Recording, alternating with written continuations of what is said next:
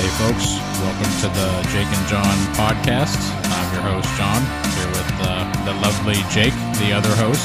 What's up, everybody? And today I think our main topic is going to be overcoming insecurities and how to put yourself into social situations to be more successful in your life. Yeah, I guess we can jump right into this one. I've been thinking a lot lately, and I'd like to make some improvements in my life. So I'm trying to be pretty introspective and look at places where I knowingly need to fix things and start looking at ways to improve myself. And I think it's easy to look at this sometimes and think, man, somebody's trying to change for a specific reason or something like that. But I look at it a little differently, because I think if you notice a fault in yourself and you know that it's something, if you know there's something about yourself that you're just not happy with, or that you want to change, or you think there's a flaw in your personality, that once you see it, you kind of own it. And you should take that opportunity to use whatever resources you have to improve that situation. So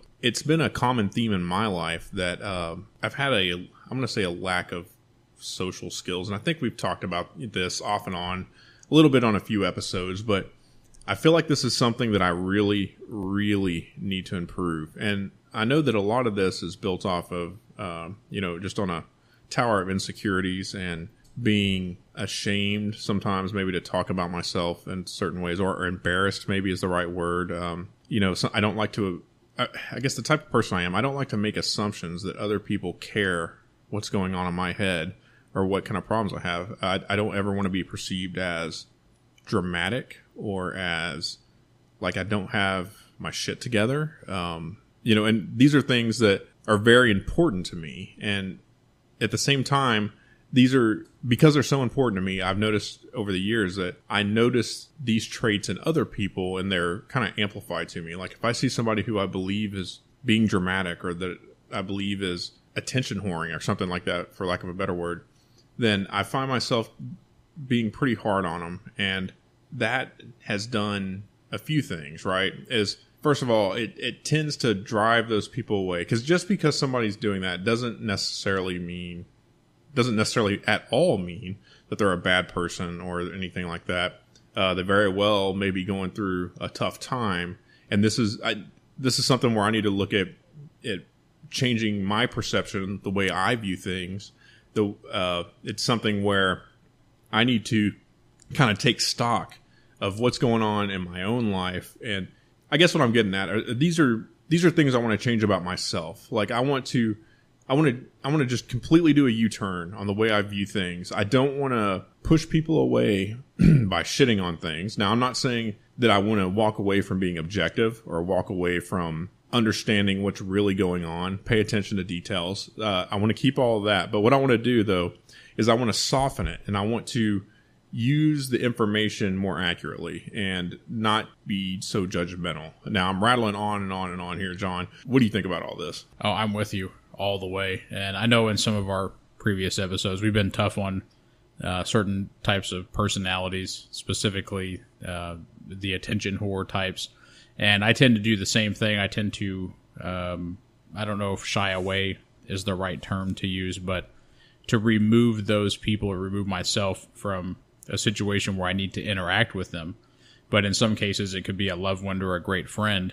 And maybe that's not always the best move, is to try to look outside of the box and be a bit more empathetic. Because when I see that, I see weakness, but at the same time, I think that perhaps I'm seeing that I could possibly be like that. And so I don't want to be like that. And you could even say that I fear being like that. And because of that, and of course, fear oftentimes brings about hatred and misunderstanding, or just removing that fear from your life completely, which again would be to not associate with that person at all. And so I too would like to become more empathetic. I think that I try hard.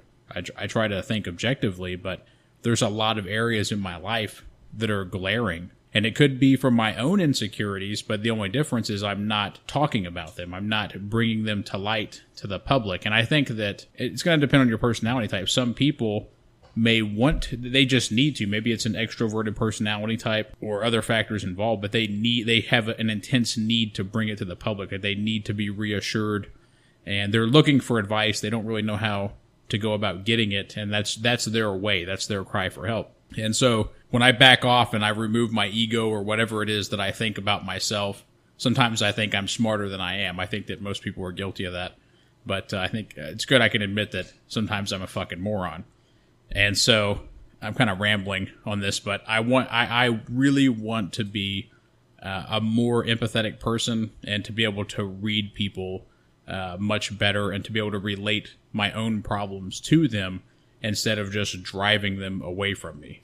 Do you ever find yourself that based on the way that you perceive other people's actions and the way you talk about them, that you've built a wall for yourself, right? Because you don't ever want to be a hypocrite either, right? So, like, if you go in and talk shit, you're like, man, what a fucking attention whore, and just, whatever, something like that.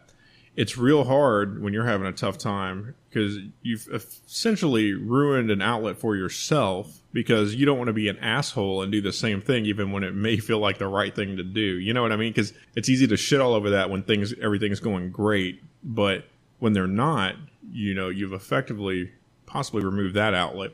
And I'm not just talking about being like vague booking and things like that. I'm just talking about sometimes maybe you just have a need. You just need to let things out, whatever that means. I mean, maybe you need like to cry. Maybe you need to go to somebody and just get angry. Maybe, it could be any number of things.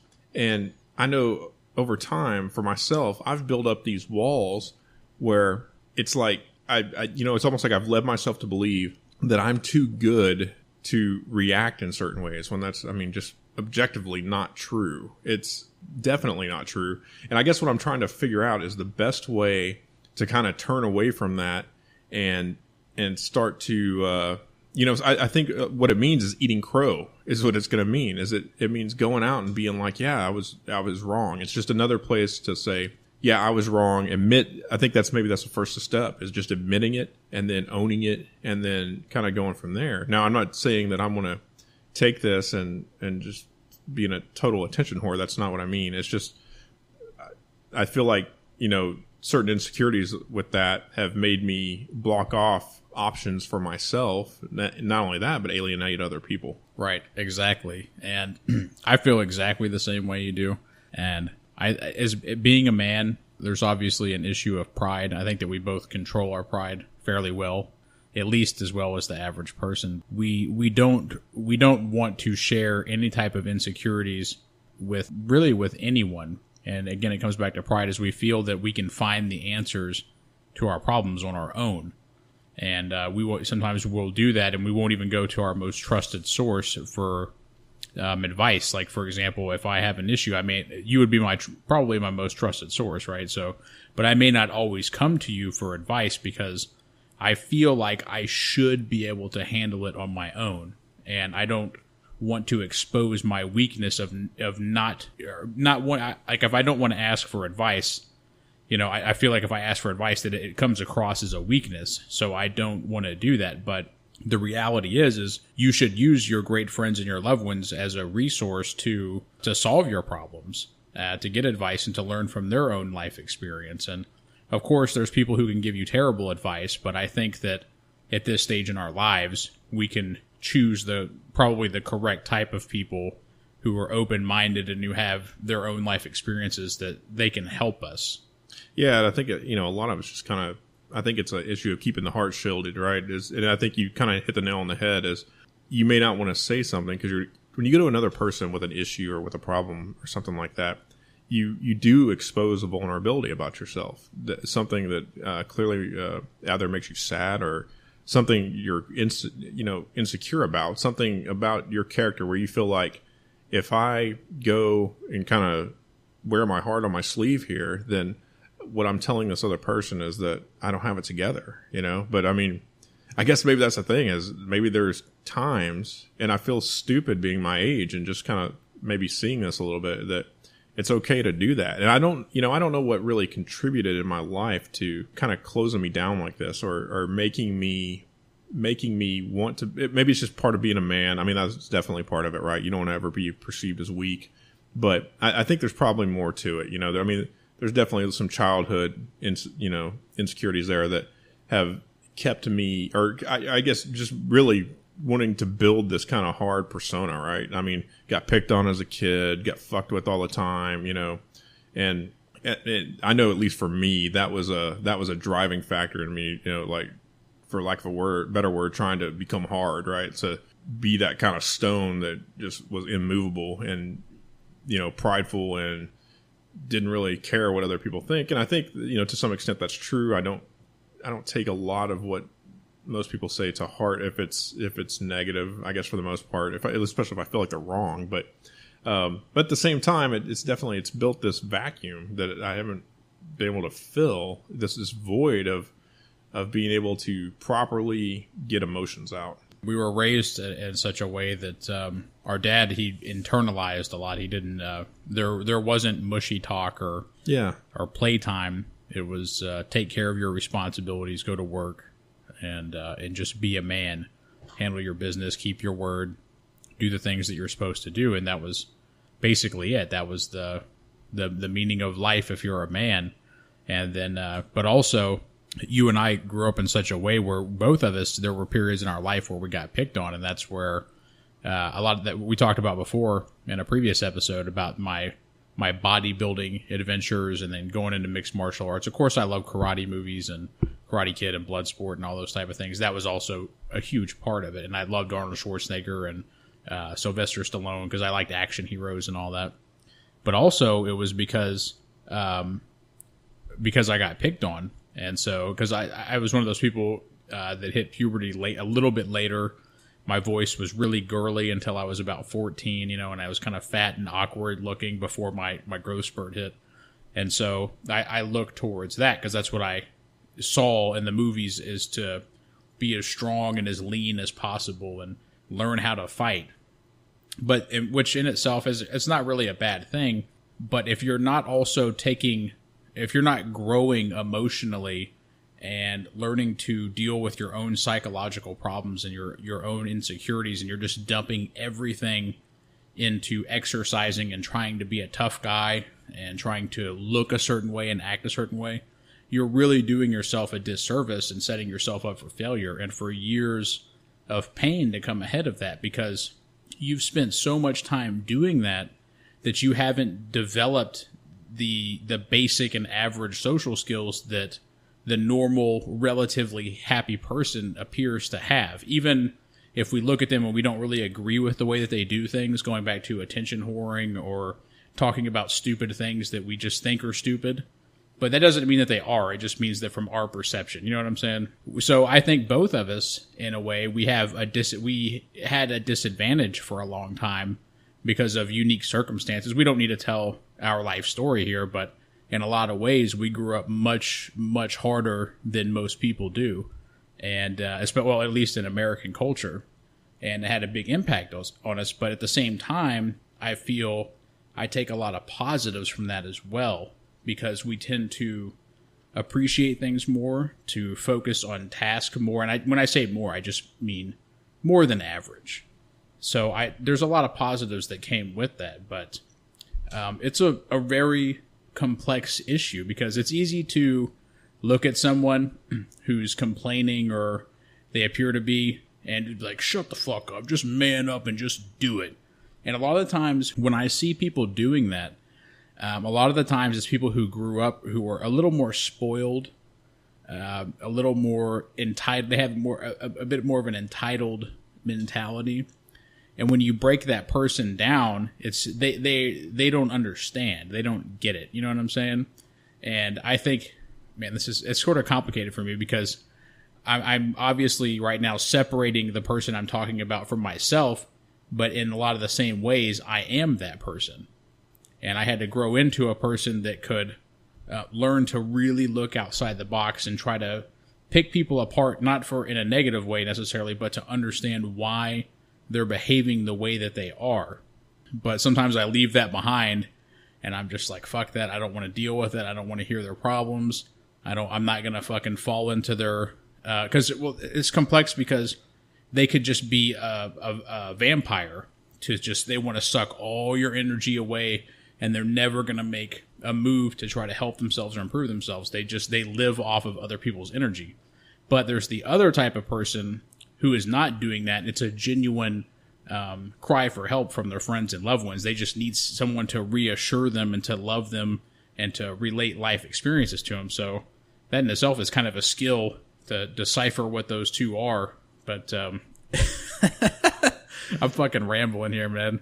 Well, it's funny almost that we even need to have this conversation, but I feel like it's a really important one because, I mean, my story is a little different, or at least the way I dealt with it is I was definitely an insecure kid, and because of certain circumstances, I don't say this to sound pathetic, but the kids were rough on me when I was younger in school. I mean, really rough on me, and that had a huge impact on my development for sure. Like, it definitely made me probably an angry person for a long time, especially coming up through my teenage years, all the testosterone's hitting and everything. And, I was listening to heavy metal to like get it out. And like, I felt it though. Like I just felt that anger because it's just like, why can't I just fucking fit in for a change? You know what I mean? It was really a frustration at that.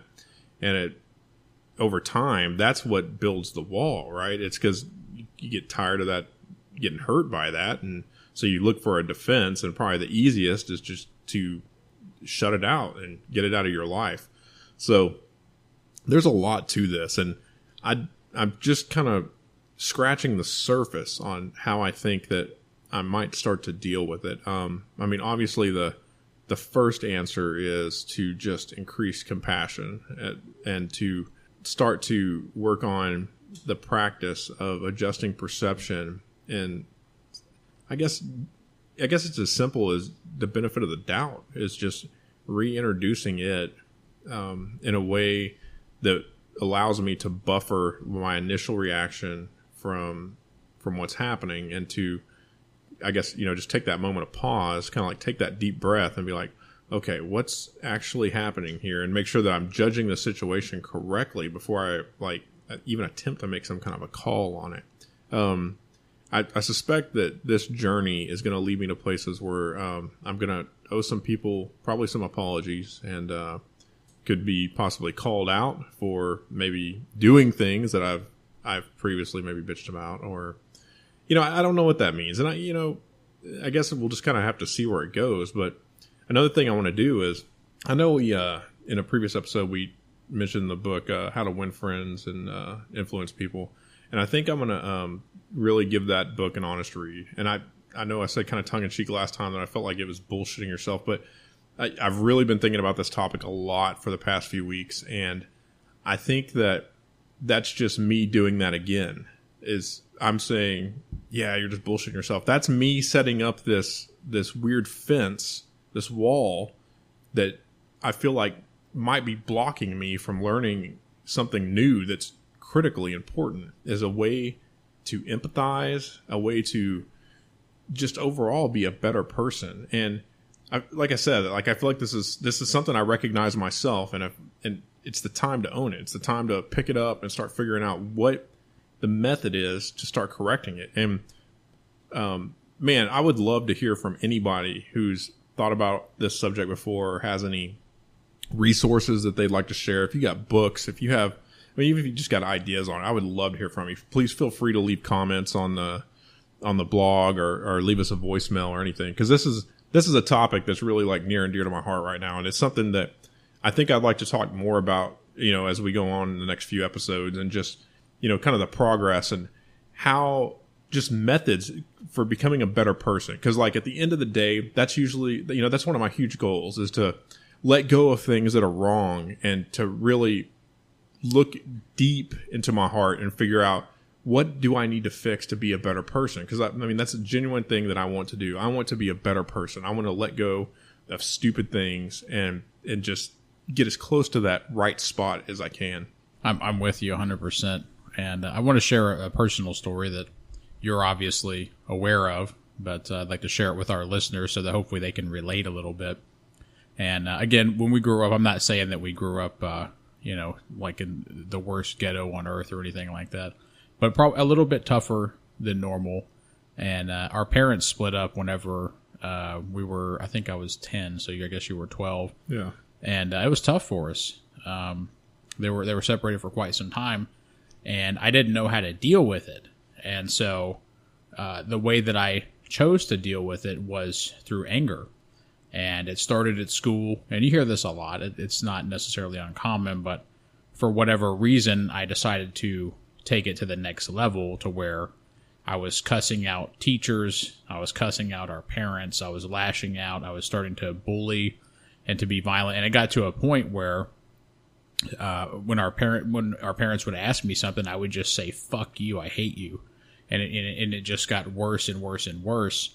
And it came to a point to where I was uncontrollable. I mean, there's maybe someone listening to this now who can say, "Oh, I'll just fucking give my kid a good whooping and doing this." And it was so far beyond that. That would have only further fueled my fire for whatever mission I was on of destruction and self-destruction.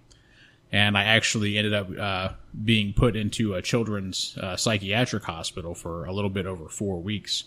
And I think that for me, that was the starting point to where I started to develop insecurities, because prior to that incident, I was always kind of a wild ADHD kid. I don't even know if that's a real thing. The science always changes on it, but I was like that, outspoken. And from my perception, I had a pretty good life. I was a likable person. I got along with most people. I could have a conversation with anyone.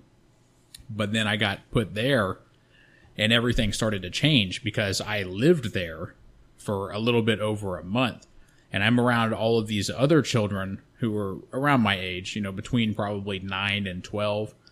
And the only way to put it is these are sick kids. They have extreme emotional outbursts of violence and, using the restrooms on themselves. Some of them had sexual predatory behavior. And it's a weird environment to be in. I mean, you're basically safe when you're there because of all the counselors or whatever you want to call them are constantly around.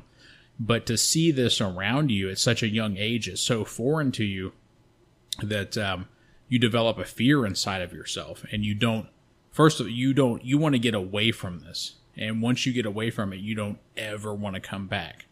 And so I saw all kinds of crazy shit. I'm only going to tell one of the stories that I saw, because this could take all night, but there was this young kid, I think his name was Blake, and he was probably 10, and I'm not sure exactly what was going on with this kid, but he fucking snapped one night and was going crazy. He was attacking the counselors, and they were having a hard time getting a hold of him, and so they called in a couple of the bigger guys, and they strapped him down to this wheelchair.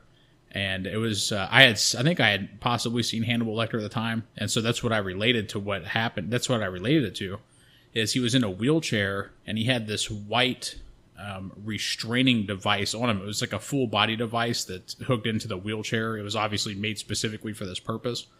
And they tied him to it, and then they pushed him into the, it's sort of like solitary confinement, but it's a triangular room, and there's 2 doors on, 2 of the walls, and there's a small glass window, and if I stood on top of the couch outside of it, I could see what was going on in there. And so they took him in there and let him out of the wheelchair, took the thing off of him, and they said, "You need to sit down and cool out for a while, and we'll let you out of here." That was basically what they told him. And so he sat down for a few minutes, and then he just started going crazy. And I want you to keep in mind that this kid was between 9 and 10 years old. And he started fucking ramming his head into the door, and his forehead busted open. And I mean, it looked like he needed stitches, but he kept bashing it into the door and into the walls, and blood was coming out, and they had to rush back in there. And when they went in there, he was throwing punches and kicks and biting and fucking, just spit. It was demonic in a sense. That's the only way to describe it. And so they had to restrain him, and they put a bag over his head, and they gave him a shot of some kind. And he passed out in there for 4 hours or whatever. And I didn't see him for a day or two, I think. But eventually he came back into general population, I guess you would call it. But there was many circumstances like that. And so in my young mind, to see that in person, I was like, what the fuck? What is wrong with me that I'm here with these type of people? I don't feel like I'm that extreme. And so when I ended up finally getting out of there, and this is another thing. I think this is a key point. The counselor that was taking care of me, who's actually a fucking cocksucker, and he got many years later, he taught at a college that I went to, and he got in a lot of trouble for making sexual advances at a student or something like that. But even at a young age, I always knew that he was a piece of shit. I could just tell. And he was there for the money. So it's Christmas Eve, and as far as I know, I get to go home, finally. And so he has a meeting with me. It's like 2 p.m., and he tells me that he thinks that I'm faking, that I haven't made any progress, and that he wants me to stay for another 2 weeks. And so I'm fucking heartbroken. I don't want to be there at all. I want to go home for Christmas. I want to hang out with my family and, do all the traditions. So I go in my room, and I'm thinking to myself, fuck God, fuck my family, fuck everybody. And I had a mental change that in a sense has always stuck with me since then, is that I can't rely on other people completely. I can't trust them. But somehow, by a miracle, I guess, my parents had called to ask if I could come home, and they said that they didn't want me to. My parents were like, fuck that. We're coming to get him. He's coming home for Christmas. But I didn't know that till like the last minute. It was in the evening time. They came and got me. Couldn't have been a happier fucking guy. But so they brought me home, and it was wonderful. It was a great time. And I never had to go back. I only had to go to counseling like once a week or some shit like that for an hour for a few months. And I had some kind of medication given to me. I don't remember what it was called. But from then on, it kind of ruined my personality. Because before that, I was into the grunge rock look, and I was outgoing, and I like to have fun and party as much as an 11-year-old could, or 10-year-old, whatever I was. But then when I came out, I was so afraid to go back that my personality was lost, and I stopped talking. Not completely, but when I was at school, I wouldn't ask any questions. I wouldn't talk during class. I started to alienate myself from my peers because I was so afraid that I was going to get in trouble. And then I would have to go back to that place. So I was just like, fuck it, man. I'm just going to be a mute and do my schoolwork and do whatever. And so that carried on with me for years and years and years. And then as I became a teenager, I started to lighten up and loosen up. And I found my own group of, I guess, outcasts. We'd smoke weed and hang out and talk about bullshit and play video games, whatever. And so it took me a long time. And even to this day, as I said, I still have a little bit of that in the back of my mind, that anger and frustration, and that led into the bodybuilding and stuff. Not only that, but also the bullying and teasing. And we grew up in an atmosphere where most of the people around us had wealthy parents. We talked about it before as artificial wealth. And so in a sense, we were outcasted by a lot of people because we didn't have that artificial wealth. If you're a person in Zimbabwe right now listening to this fucking drinking out of a gas can or something, you're probably like, shut up, you fucking pussy. I get it. Hey, if you said that, I'd be like, oh yeah, you're right. But people tend to behave based off of what they know and in their current circumstance, their perception of reality. It's not just an issue of suck it up, pussy. It's an issue of you have to, you behave, well, I just said this, based off of your own perception of the things around you and your knowledge of the world. And so if your knowledge of the world is less than the county lines, basically, then you in your mind feel like you're never going to be successful. And then if you get in trouble, that you're going to go get locked away again. And it makes you a shut-in. And that might be why I have strong introvert tendencies. I don't even know if that's a natural thing for me as far as my genetics, but that's what ended up happening. That's how I came to the place to where I became an introvert, and I started to develop many of the interests that I have now. But through time, I have been able to heal a great deal and to branch out and to enjoy many things in life and to be a really loving person. But anyway, back to our original topic, I still need to grow. I still recognize that. And you also recognize that, and I think that it's a great thing, even in our mid-30s now, is to continue to try to grow.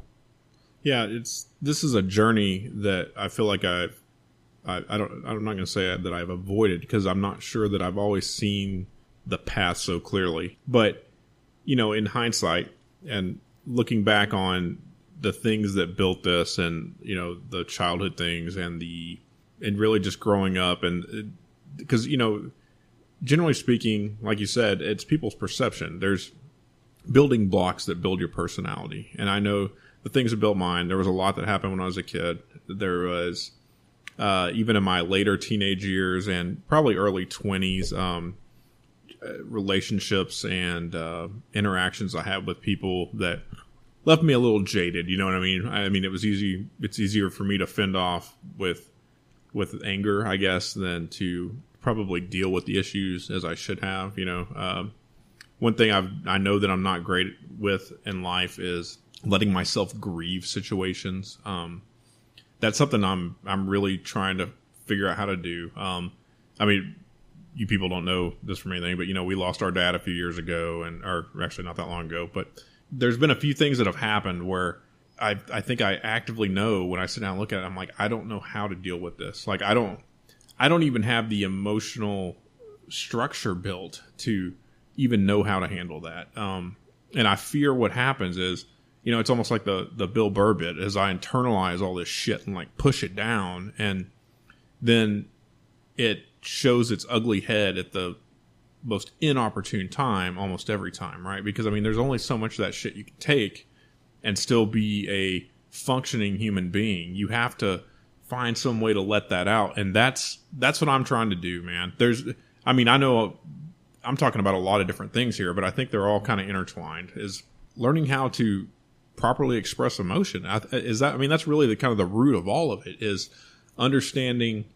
Well, not only understanding what's happening, but understanding your own feelings, first of all, and understanding what they mean, and then choosing the right pathway to properly do that. Because, this probably sounds stupid to a lot of people. It's like, what do you mean you don't know how to grieve? It's like, I guess unless you've experienced it, like, when I say I don't know how to grieve is, like, I feel the sadness, but I actively try to push it away so I'm not burdening other people with my sadness. That doesn't mean that I don't go and maybe cry or something by myself or something, but like I very, very rarely drag another person into it or anything like that. And I don't think that's the right thing to do necessarily, because the people that are probably arguably better at it, that's exactly what they do. Is they build this support network, and they use this network to express things with each other and kind of like use a larger pillow to soften the blow rather than just landing on a rock every single time. And that's where I kind of feel like I am today, and have this need and this like deep desire to figure out how to get past that. And it's weird to me sometimes because I feel like I'm having to learn things that should come natural, but maybe they don't, because I suspect we're not the only ones out there that have these kind of feelings, and that we're not the only ones out there that are trying to figure out how to deal with our own emotions. And that's why I'm pretty excited about talking about this today, because I'm hoping that we'll hear from some folks and just kind of see how they've dealt with things. And because it's always great to hear from somebody who's already been through that journey or is on their way through themselves, so you can kind of pick up, the cliff notes and what's worked and what hasn't, and kind of just collectively figure out how to be better people. Yeah, I hope that we do hear from some of our listeners who we appreciate so much, because it's a tough thing to talk about as a man in Western culture, and it's probably like this in most cultures, honestly, across the globe. Is to talk about your emotions. It can be perceived as weak and all this, but we should make something clear, and I think we probably both agree on this: is that there's a time and a place to show your emotions. There is a time and a place where you need to internalize and handle the business at hand right away or over the course of time, and then you can take care of your emotions in whichever way you choose to. I think we can both agree with that. Yeah, sure. We're not saying that. You shouldn't be like just flying off the handle or something. That's definitely not what I'm saying. I'm saying, I guess when I'm talking in context of myself, when I'm talking about like say grieving or something, is like I feel like I never went through the process at all, or not like the way I've heard it described anyway.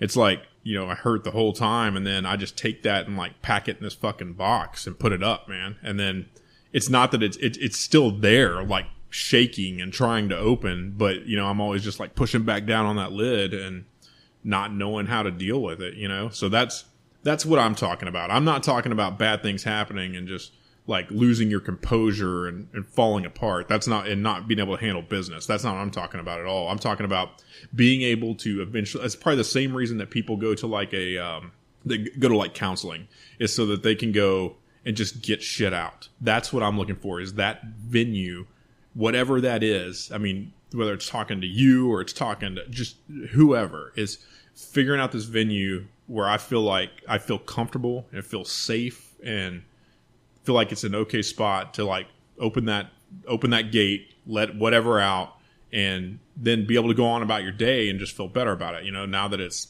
just out of there. And I think this is really important for men specifically, again, because of the pressure that's put on us. And I hope I'm not popping my peas in the mic. I'm sorry about that, folks. But the pressure that's put on us to internalize and just be a fucking man and handle the situation, get over it. But the reality is I don't see many people being able to go their entire lives and internalizing everything and just hiding all of their pain and all of their grieving. They never show anyone that. I don't see that person having a long life or a happy life. And I think it's important I think part of being a man as well is being able to admit your weaknesses and to admit your fears and your flaws and to try to tackle those and overcome them. It's one of those things where you hear from war fighters or MMA fighters, and they talk about fear. George St. Pierre, for example, he's one of those people who admits that he's terrified before he goes out there to fight, but yet he is the greatest welterweight champion to ever live, period. And his ability to be able to admit that, even to the public, to millions of people, gives him the ability to conquer it and overcome it and work on it and to go whatever route he needs to, a sports psychologist, his coaches, to talk to people about it, to get over it enough to go out there and to be able to perform. And so I don't think that there's anything unmanly about admitting that you have an issue and seeking help for it. If anything, I think it's extremely manly to do that because you're evolving. You're becoming stronger and better by doing it. Another kind of side effect, I think, of all this, and man, we're letting a lot out on this podcast, so it's going to be kind of a weird one here, but so I've had, for as long as I can remember, a social anxiety type disorder. It's been called all kinds of things, and I've had it diagnosed probably the first time I was fairly young, still riding bicycles, I know that, and it's evolved over the years from being kind of like an agoraphobia, like a fear of being around people, to having like just it causing severe stomach issues, to fear of having heart attacks. I mean, it's evolved over the years of what this kind of core fear is, but I feel like it's all related. It's probably a byproduct of being unable to properly express the way I feel about things, or it almost feels like, that box I was talking about where you push things into, like when it starts to shake too hard and it's about to open, that's kind of the output. That's the body's response, is just general anxiety and feeling like you just need to get away and be by yourself. So I'm really curious to see if I do find a way to get better at this, if it helps that as well along the way, because I feel like that there's definitely some tie-in, but I'm so green with all of this that I don't understand it yet. I feel like I can feel the relationship, but I don't know just how deeply intertwined they are yet. I want to go back to something you were talking. Well, it's basically everything that you just covered, but something about social anxiety. And I think we've both been in a lot of circumstances where we're in a relatively large crowd. Well, I wouldn't even say crowd, but say 10 or more people. And people are not behaving in a peaceful and reasonable manner. And when you get a repetition of that, it makes it more difficult for you to trust people. And everybody has different experiences with this, but I've had many experiences with this where violence erupts or betrayal, and this is at a young age, and I don't necessarily mean like in our family life, but in our public life at school, and constantly being betrayed and targeted in a group of people. And I've thought about this a lot. I have a lot of tattoos, and they're very visible. They're large, and I've always loved art. I've always thought tattoos were cool, but I've thought about it a lot, and I think that maybe one of the reasons that I've been so willing to get them, especially on my forearms, it's and I don't mean to sound cheesy when I say this, but it's almost a warning sign to let people know that I'm willing to go outside of the social norm if you choose to target me for violence or something immoral. I'm ready to do whatever it takes to break the law to get you away from me, to leave me alone. And I've noticed that and a lot of my peers that are heavily tattooed as well, especially when the more visible, because nowadays it's a lot more socially acceptable. You see professionals with full sleeves and even sometimes occasionally a neck tattoo or something popping out of their shirt. Yeah. But I think that a lot of people do that, and I don't know if they want to admit to it or if they're even aware of it. But again, it's a warning sign. It's nature. It's a natural thing. It's nature taking over, and it's a form of protection. And that may sound ridiculous or cheesy, but I really feel like that is true. I mean, do you have any opinion or thought on that? Yeah, and that's something I haven't thought a lot about in a long time. I know when I was younger, I thought about tattoos perhaps in that way, but I think I'm just beyond the tattoos, though, I think I know exactly what you're saying is, because I know I've spent time in my life. Of course, I don't have nearly as many tattoos or as visible as you do, but I've taken measures, I would say, to be less approachable. And it's not, and I don't mean that in a total cunt way. I mean, I've done that for probably the same reasons. Is like, because there's certain elements that I don't want attracted to me, and maybe I want to be perceived in such a way that people like that just won't feel comfortable approaching me. Because I've been in lots of situations too that have gotten it, and I think you and I both, and maybe I don't know if this is just the wrong place at the wrong time, or I don't even know what causes that, but I know you and I together, not in our current age, but when we were younger, early 20s and teens, we would often find ourselves in situations where there was just a lot of fighting and stuff like that. I mean, a lot of it's the crowd, the amount of alcohol surrounding us and things like that. But yeah, it's maybe just almost a self-preservation, as you don't want to be a target for whatever's going on in that. I mean, maybe just as opposed to removing yourself from that kind of situation entirely. Yeah, and we were raised to be genuinely sweet people, innocent kids, and we were. I think we grew up until I think I was 6, so you would have been 8 in Dallas, and I think that the problem started shortly after that, and then we moved to Houston, and then we moved to close to our current location now, and that's when we were 7 and 9, and that's where the problems started to take off, because we were sweet and loving kids that wanted to hang out with everybody and have fun. And then we got moved into an atmosphere where we were the outsiders. And from the get-go, we never really got accepted. I mean, of course, over time, we made a lot of good friends that some of them lifelong friends from our neighborhood and from school and things like that. But for whatever reason, we got put into more of the outcast territory to where we could never really evolve and grow and socialize with the masses like a lot of people get to do. We just, for whatever reason, that kind of passed us by, and we accepted our positions, and maybe sometimes with pride as outsiders. But again, that's going back to, I think it's nature, is when you get put in that position, you put up these natural defenses, whether it's tattoos or the clothing that you choose to wear, or the hairstyle or the facial hair. And it's even if you don't think about it deeply, it's a natural response to stress. If you feel like you're being targeted and you're tired of it and you're living in anxiety, your natural response to that is to become the predator, or to look like the predator, to be the peacock, to throw up your feathers, right? Yeah.